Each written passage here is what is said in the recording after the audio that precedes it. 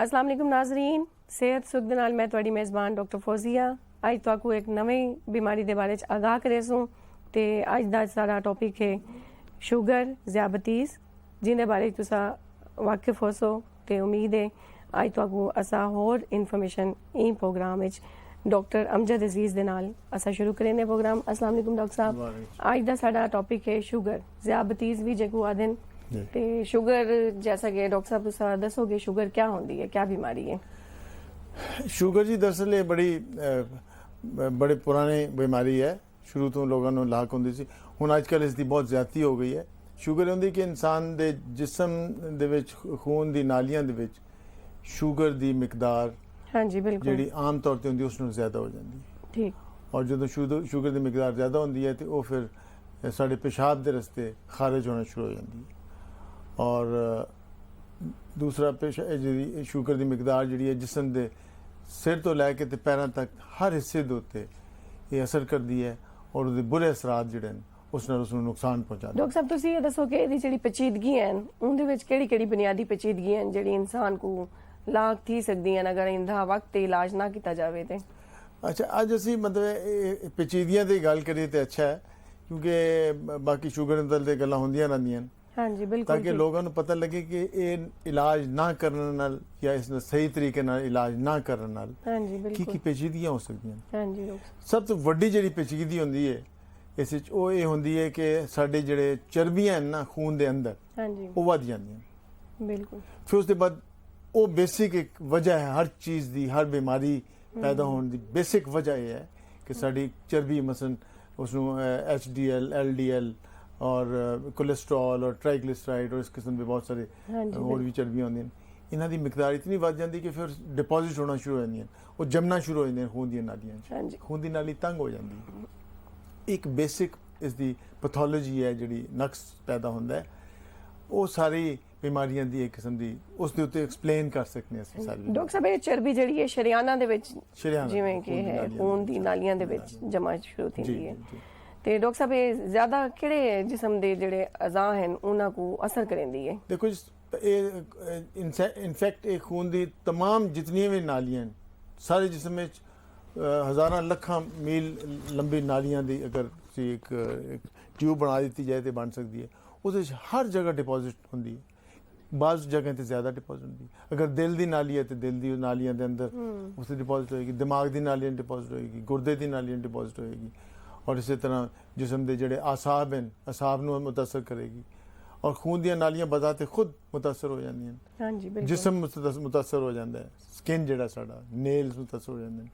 चल जी हर चीज़ जी है उसके उत्ते इसकी उस कंप्लीकेशन। हाँ जी बिल्कुल सर। डॉक्टर साहब तुसीं जे कोलेस्ट्रोल दे लैवल दस है कि कोलेस्ट्रोल जिहड़ा है वो इंसान दा बहुत ज़्यादा वध वेंदा है इहदे विच, ते इन कोलेस्ट्रोल दी वजह तो साडे जिहड़े अज़ा हैं दिल है पिया उहदे उत्ते शुगर दे क्या असरात होंदे न? हाँ, जदों साडा कोलेस्ट्रोल शुगर अगर कंट्रोल ना की जाए और बड़े अरसे तक इस तरह रहे तो साडे जिस्म दे विच चर्बियां वध जांदियां, चर्बियां वधन नाल साडे खून दियां जिहड़ियां शरियाना नालियां उन्हां दे विच एक कोलेस्ट्रॉल डिपॉजिट होना शुरू उन्हां दी नाली के अंदर, चनाची वो फिर नाली तंग हो जाती है। हाँ जी। और बाज़ का तंग होंदे होंदे कोई नाली बंद भी हो जाती है, बंद होने नाल वो दिल का वो हिस्सा जिहड़ा है वो डेथ हो जाती है, बिल्कुल मतलब मर जाता है हिस्सा, और मरन नाल वो कमज़ोर हो जाता है। अगर दिल का लैफ्ट खब्बा पासा जिहड़ा है वो अगर डेथ हुई है तो बड़ा खतरनाक सूरत पैदा हो जाती है, क्योंकि लैफ्ट हिस्सा जिहड़ा है ये पंप करता है, ये साडे जिस्म का पंप है। अगर पंप जिहड़ा है वो उसनूं नुकसान पहुंच गया तो साडे दिल फेल हो गया, और इसनूं दिल फेल होने नाल साडे सप्लाई नहीं कर सके सारे जिस्म में, वो फिर हार्ट फेलियर की एक बड़ी वजह ही हो जाती है। और हार्ट फेलियर हर स्टेज होती है, शुरू में थोड़ा इस्कीमिया होंदा है, खून की नाली तंग होती है, दर्द होता है, फिर हौली हौली ये होंदा है कि खून की नाली इंतहाई तंग हो जाती है, खून की नाली इंतहाई तंग के बाद फिर एक स्टेज आती है बिल्कुल बंद हो जाती है, और बंद होने के बाद इन्फार्क्ट उसनूं आखदे न, उसनूं क्लॉट पैदा हो जाता है और उसका हिस्सा जिसनों सप्लाई कर दी नाली वो डेड हो जाता है। हाँ जी बिल्कुल ठीक है, जो काम करना बंद हो जाता है, बाज़ का फौरी डेथ हो जाती है, बाज़ का तो अगर बच भी जाए तो फिर हौली हौली फिर बेचारा नाकारा इंसान दिल उसका बड़ा खराब हो जाता। हाँ जी बिल्कुल। दिमाग ते भी में असर होता है शुगर इवें दिमाग दे उत्ते दिमाग ਦੀਆਂ ਨਾਲੀਆਂ ਜਿਹੜੀਆਂ ਨੇ ਉਹ ਵੀ ਹੌਲੀ ਹੌਲੀ ਤੰਗ ਹੁੰਦੀਆਂ ਰਹਿੰਦੀਆਂ ਲੇਕਿਨ ਦਿਮਾਗ 'ਚ ਅੱਲਾਹ ਤਾਲਾ ਨੇ ਬੜੇ ਉੱਥੇ ਕੋਲੈਟਰਲ ਬੜੀਆਂ ਬਣਾਈਆਂ ਹੋਈਆਂ ਸੱਜੋਂ ਖੱਬਿਓਂ ਖੂਨ ਪਹੁੰਚਾ ਰਹੀਆਂ ਨੇ ਬਿਲਕੁਲ ਤੇ ਲੇਕਿਨ ਫਿਰ ਵੀ ਜਦੋਂ ਬਾਜ਼ ਕਾ ਤੋਂ ਬੰਦ ਹੋ ਜਾਏ ਖੂਨ ਦੀ ਨਾਲੀ ਬੰਦ ਹੋਣ ਨਾਲ ਉਹ ਹਿੱਸਾ ਉਸ ਦੇ ਉੱਤੇ ਡੈਥ ਹੋ ਜਾਂਦੀ ਹੈ ਮੌਤ ਵਾਕਿਆ ਹੋ ਜਾਂਦੀ ਹੈ ਚਾਚੀ ਉਹ ਜਿਸ ਹਿੱਸੇ ਨੂੰ ਉਹ ਦਿਮਾਗ ਸਪਲਾਈ ਕਰ ਰਿਹਾ ਹੁੰਦਾ ਉਸ ਦਾ ਫਾਲਜ ਹੋ ਜਾਂਦਾ ਇਹ ਦਿਮਾਗ ਦਾ ਫਾਲਜ ਹੁੰਦਾ ਇਹ ਵੀ ਸ਼ੂਗਰ ਦੀ ਇੱਕ ਉਹਨਾਂ ਸ਼ੂਗਰ ਦੇ ਮਰੀਜ਼ਾਂ 'ਚ ਬੜੀ ਜ਼ਿਆਦਾ ਬਿਲਕੁਲ ਠੀਕ ਕਹਿ ਰਹੇ ਹੋ ਤੇ ਸਾਡੇ ਮਰੀਜ਼ ਜਿਹੜਾ ਇनको ਬਹੁਤ ਲਾਈਟ ਸਮਝਦੇ ਨੇ ਸ਼ੂਗਰ ਦੀ ਬਿਮਾਰੀ को ਇਲਾਜ ਨਹੀਂ ਕਰਾਉਂਦੇ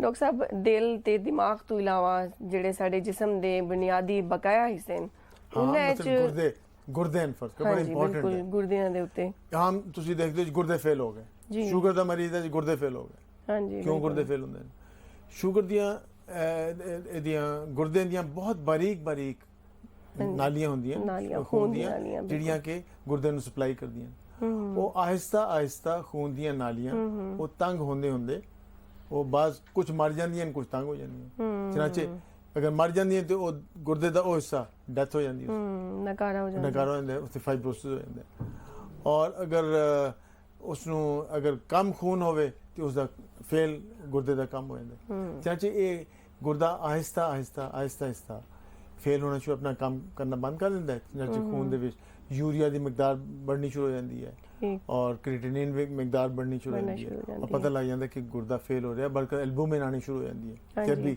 नाले उनकी वजह तो वाल ब्लड प्रेशर भी तेज थी वेंदा है ना गुर्दा जेरे वेले काम नहीं करदा ते गुर्दा काम नहीं करदा फिर ब्लड प्रेशर बढ़ना शुरू हो जाता है हां जी बिल्कुल ते ए ਸਾਨੂੰ ਜ਼ਹਿਨ 'ਚ ਰੱਖਣਾ ਚਾਹੀਦਾ ਹੈ ਗੁਰਦੇ ਨੂੰ ਬਚਾਉਣ ਵਾਸਤੇ और खास तौर ਤੇ ਜਦੋਂ ਗੁਰਦੇ 'ਚ ਚਰਬੀ ਆਣੀ ਸ਼ੁਰੂ ਹੋ ਜਾਏ ਇਸ ਦਾ ਮਤਲਬ ਹੈ ਕਿ ਹਾਲਾਤ ਬੜੇ ਖਰਾਬ ਹਨ ਹਾਲਾਤ ਬਹੁਤ ਖਰਾਬ ਹਨ ਫੌਰੀ ਅੱਖਾਂ ਦਾ ਟੈਸਟ ਕਰਨਾ ਚਾਹੀਦਾ ਫੌਰੀ ਤੁਹਾਨੂੰ ਦੇ ਚਰਬੀ ਦੇ ਮੁਤਲਕ ਕੁਝ ਦਵਾਈਆਂ ਉਹ ਡਾਕਟਰ ਪ੍ਰੈਸਕ੍ਰਾਈਬ ਕਰੇਗਾ ਉਹ ਲੈਣੀਆਂ ਚਾਹੀਦੀਆਂ ਤੁਸੀਂ ਡਾਕਟਰ ਨੂੰ ਕੰਸਲਟ ਕਰੋ ਔਰ ਤੇ ਡਾਕਟਰ ਸਾਹਿਬ ਅੱਖਾਂ ਦੇ ਬਾਰੇ ਤੁਸੀਂ ਜ਼ਿਕਰ ਕੀਤਾ ਤੇ ਅੱਖਾਂ ਜਿਹੜੀਆਂ ਇਹ ਆਮ ਤੌਰ ਤੇ ਇਸ ਨੂੰ ਸਮਝਦੇ ਹਾਂ ਕਿ ਅਸੀਂ ਇਹ ਬੜਾ ਨੈਗਲੈਕਟਡ ਟੌਪਿਕ ਹਾਂਜੀ ਬਿਲਕੁਲ ਜਦੋਂ ਕਿਸੇ ਨੂੰ ਸ਼ੂਗਰ ਹੁੰਦੀ ਹੈ ਤੇ ਉਹ ਅੱਖਾਂ ਦੇ ਵੱਲ ਧਿਆਨ ਹੀ ਨਹੀਂ ਦਿੰਦੇ ਹਾਂਜੀ ਹਾਲਾਂਕਿ ਜਦੋਂ ਸ਼ੂਗਰ ਹੁੰਦੀ ਹੈ ਤੇ ਅੱਖਾਂ ਬੜੀ ਹੱਦ ਤੱਕ ਉਹ ਅਸਰਅੰਦਾਜ਼ ਮੁਤਾਸਰ ਹੋ ਚੁੱਕੀਆਂ ਹੁੰਦੀਆਂ ਔਰ ਇਨਸਾਨ ਨੂੰ ਪਤਾ ਨਹੀਂ ਲੱਗਦਾ ਮਰੀਜ਼ ਨੂੰ ਪਤਾ ਨਹੀਂ ਲੱਗਦਾ ਲੇਕਿਨ ਮੁਤਾਸਰ ਹੋਣੀਆਂ ਸ਼ੁਰੂ ਹੋ ਜਾਂਦੀਆਂ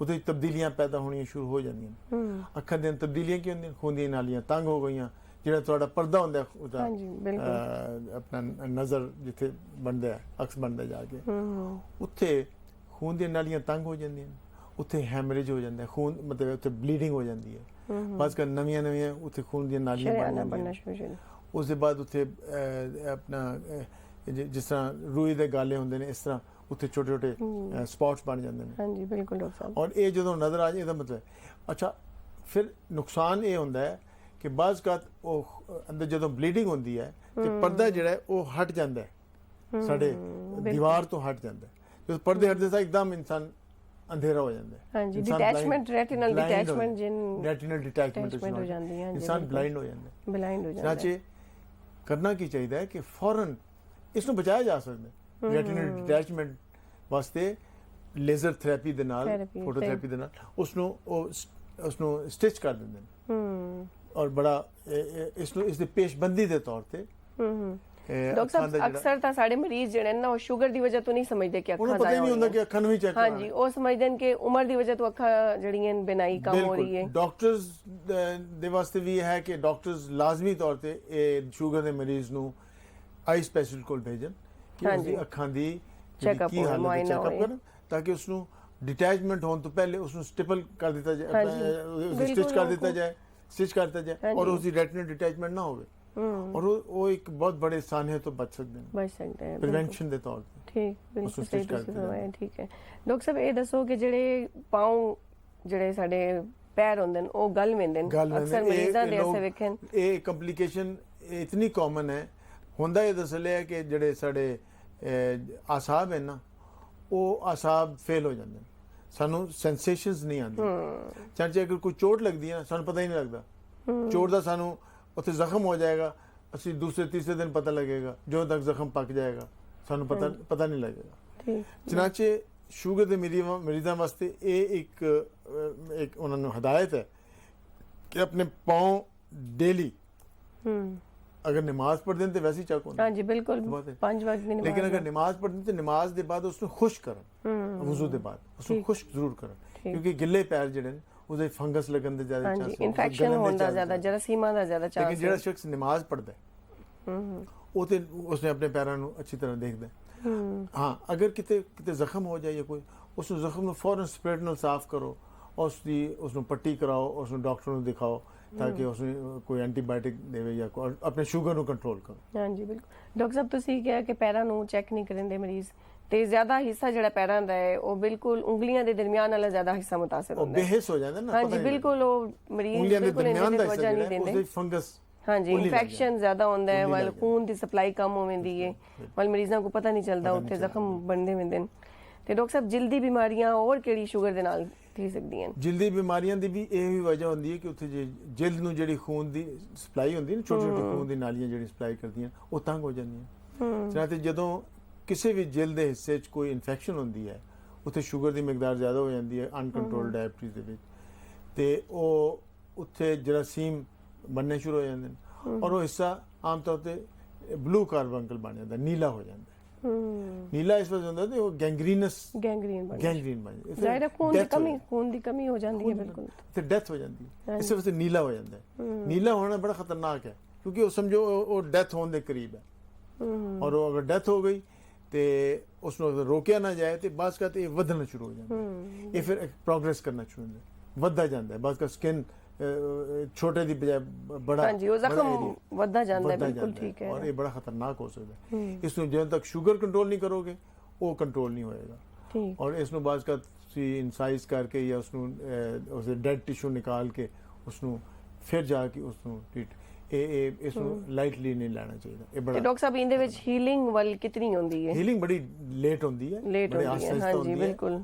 ਔਰ ਇਸ ਨੂੰ ਜਦੋਂ ਪਹਿਲੀ ਗੱਲ ਹੈ ਕਿ ਸ਼ੂਗਰ ਕੰਟਰੋਲ ਲਾਜ਼ਮੀ ਹੋਣੀ ਚਾਹੀਦੀ ਹੈ ਤਾਂ ਜਾ ਕੇ ਹੀਲਿੰਗ ਦੀ, ਫਿਰ ਉਸ ਐਂਟੀਬਾਇਓਟਿਕਸ ਦੇਣੀ ਚਾਹੀਦੀ ਹੈ, ਫਿਰ ਉਸ ਦੇ ਜਿਹੜਾ ਡੈਡ ਟਿਸ਼ੂ ਜਿਹੜਾ ਮੁਰਦਾ ਮਾਸ ਜਿਹੜਾ ਉਸ ਦੇ ਵਿੱਚ ਹੁੰਦਾ ਉਸ ਨੂੰ ਬਕਾਇਦਾ ਰਿਪੀਟਡਲੀ ਕਰਨਾ ਪੈਂਦਾ, ਸਾਫ਼ ਕਰਨਾ ਪੈਂਦਾ ਤਾਂ ਕਿ ਉਹ ਇਨਫੈਕਸ਼ਨ ਨਾ ਕਾਜ਼ ਕਰੇ। ਹਾਂਜੀ ਤੇ ਡਾਕਟਰ ਸਾਹਿਬ ਇਹਦੇ ਵਿੱਚ ਟੀਬੀ ਦੇ ਜਿਹੜੇ ਮਰੀਜ਼ ਹੁੰਦੇ ਨੇ ਤੇ ਫੇਫੜਿਆਂ ਦੇ ਉੱਤੇ ਸਾਡੀ ਸ਼ੂਗਰ ਦਾ ਕੀ ਅਸਰ ਹੁੰਦਾ ਹੈ? ਫੇਫੜਿਆਂ ਤੇ ਇਹ ਟੀਬੀ ਵਾਲੇ ਮਰੀਜ਼ਾਂ ਨੂੰ ਇੱਕ ਚੀਜ਼ ਜ਼ਿਹਨ 'ਚ ਹਮੇਸ਼ਾ ਰੱਖਣੀ ਚਾਹੀਦੀ ਹੈ, ਅਗਰ ਉਹਨਾਂ ਦੀ ਖਾਂਸੀ ਅਗਰ ਗੈਰ ਮਾਮੂਲੀ ਤੌਰ ਤੇ ਅਗਰ ਜ਼ਿਆਦਾ ਦੇਰ ਤੱਕ ਹੋ ਗਈ ਤੇ ਉਹਨਾਂ ਨੂੰ ਫੌਰਨ ਆਪਣੇ ਆਪ ਨੂੰ ਚੈੱਕ ਕਰਾਉਣਾ ਚਾਹੀਦਾ ਹੈ, ਔਰ ਕਿਉਂਕਿ ਇਹ ਸ਼ੂਗਰ ਦੇ ਮਰੀਜ਼ਾਂ ਨੂੰ ਟੀਬੀ ਬੜੀ ਜਲਦੀ ਪਕੜ ਲੈਂਦੀ, ਆਮ ਮਰੀਜ਼ਾਂ ਦੀ ਨਿਸਬਤ ਕਈ ਗੁਣਾ ਜ਼ਿਆਦਾ ਇਹ ਹੁੰਦੇ ਨੇ, ਇਹਨਾਂ ਨੂੰ ਕੁਵਤ ਮਦਾਫਤ ਤੁਸੀਂ ਕਹਿਣਾ ਚਾਹ ਰਹੇ ਹੋ ਕਿ ਕੁਵਤ ਮਦਾਫਤ ਕਮ ਹੋਣ ਦੇ ਚਾਂਸਸ ਬਹੁਤ ਜ਼ਿਆਦਾ, ਹਾਂਜੀ ਘਟ ਹੁੰਦੀ ਹੈ, ਬਹੁਤ ਜ਼ਿਆਦਾ ਹੁੰਦੇ ਨੇ। ਹਾਂਜੀ ਬਿਲਕੁਲ ਠੀਕ ਕਹਿ ਰਹੇ ਹੋ।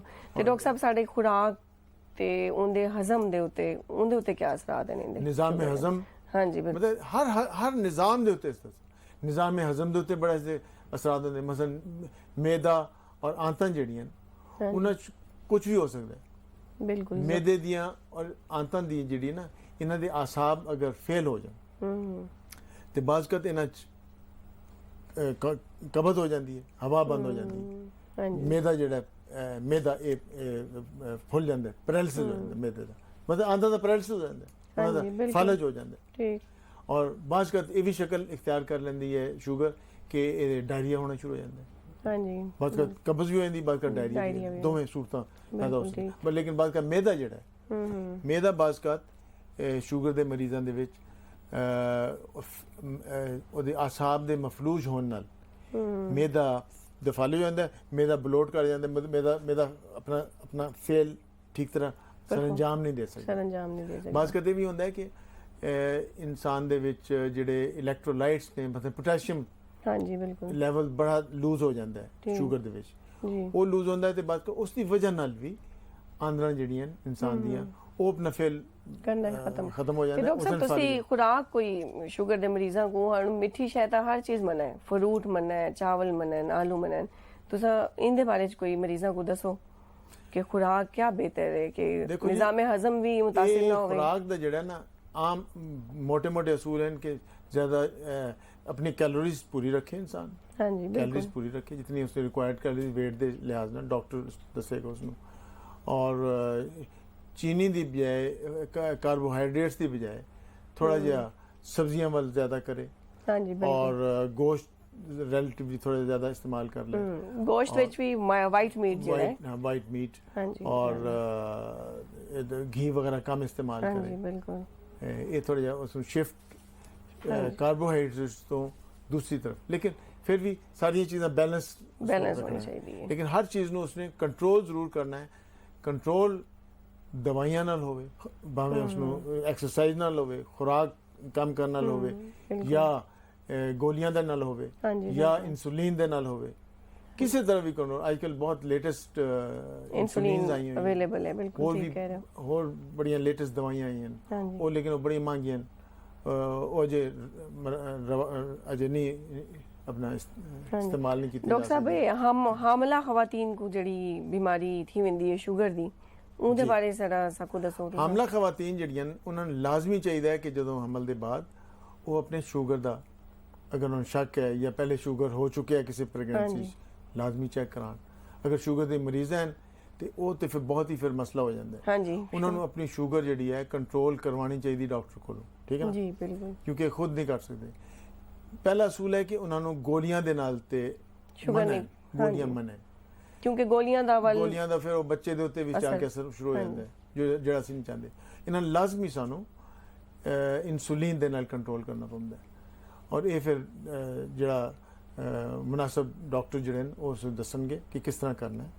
ਔਰ ਅੱਜ ਕੱਲ੍ਹ ਬੜੇ ਅੱਛੇ ਲੇਟੈਸਟ ਕਨਸੈਪਟਸ ਆ ਗਏ ਔਰ ਇਨਸੂਲਿਨ ਦੇ ਨਾਲ ਬੜੇ ਅੱਛੀ ਤਰ੍ਹਾਂ ਉਸ ਨੂੰ ਕੰਟਰੋਲ ਕੀਤਾ ਜਾ ਸਕਦਾ ਹੈ। बिल्कुल।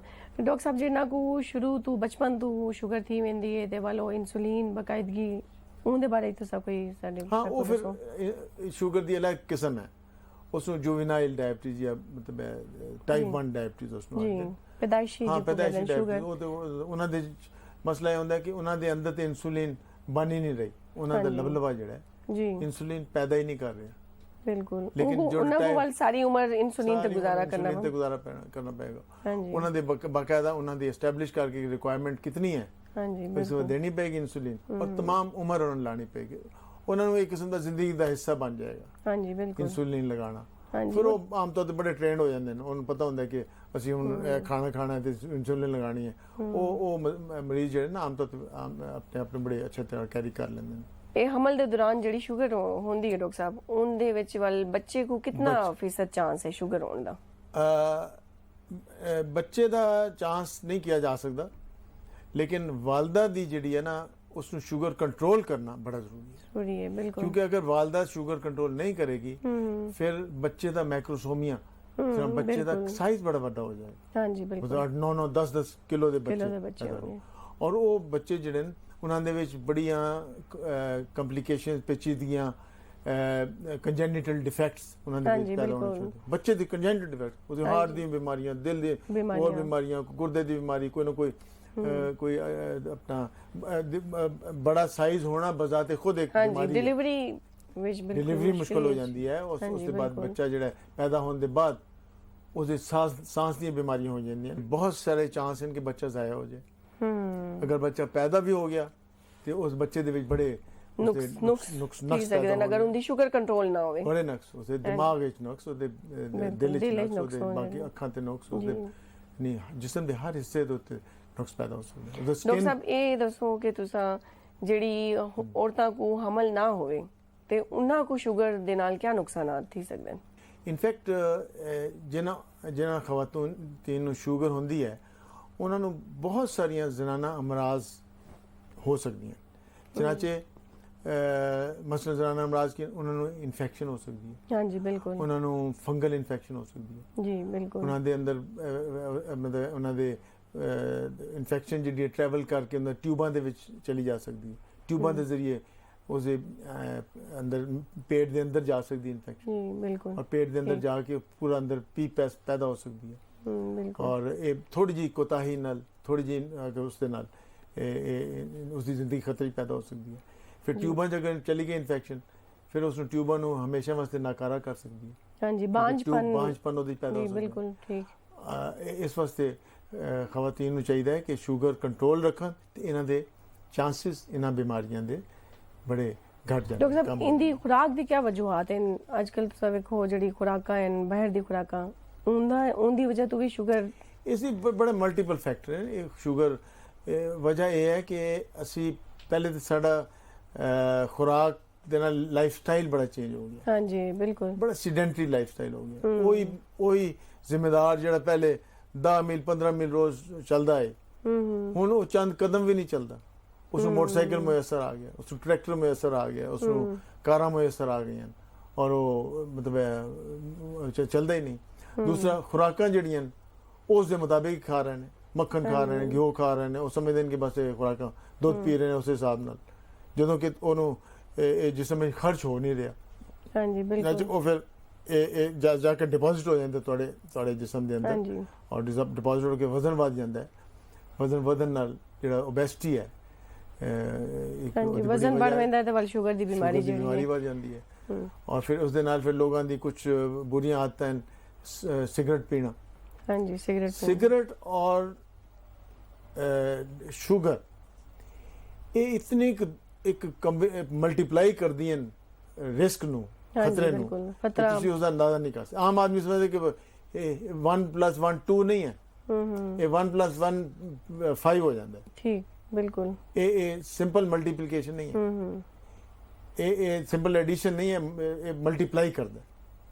ਇਸ ਵਾਸਤੇ ਸਾਨੂੰ ਚਾਹੀਦਾ ਹੈ ਕਿ ਅਸੀਂ ਅਗਰ ਕਿਸੇ ਨੂੰ ਸ਼ੂਗਰ ਹੋ ਹੀ ਗਈ ਹੈ, ਉਹ ਪਹਿਲਾ ਕੰਮ ਤੇ ਇਹ ਕਰੇ ਕਿ ਸਿਗਰਟ ਨੂੰ ਖੈਰਬਾਦ ਕਰੇ। ਸਾਡੇ ਨਾਜ਼ਰੀਨ ਨੂੰ ਕੋਈ ਮੈਸੇਜ ਸ਼ੂਗਰ ਦੇ ਬਾਰੇ ਦੇਣਾ ਚਾਹੋ, ਇਹਦੇ ਕੰਟਰੋਲ ਦੇ ਬਾਰੇ ਚ, ਇਹਦੀ ਪੇਚੀਦਗੀਆਂ ਦੇ ਬਾਰੇ ਚ ਕੋਈ ਵੀ ਮੈਸੇਜ ਸਾਡੇ ਨਾਜ਼ਰੀਨ ਨੂੰ? ਇਸ ਦੇ ਜੀ ਸ਼ੂਗਰ ਦੇ ਬਾਰੇ ਪਹਿਲਾ ਮੈਸੇਜ ਇਹ ਹੈ ਕਿ ਸ਼ੂਗਰ ਤੁਸੀਂ ਆਪਣੇ ਬਚਪਨ ਤੋਂ ਹੀ ਆਪਣੇ ਬੱਚਿਆਂ ਤੇ ਵਰਕ ਕਰਨਾ ਸ਼ੁਰੂ ਕਰ ਦਿਓ।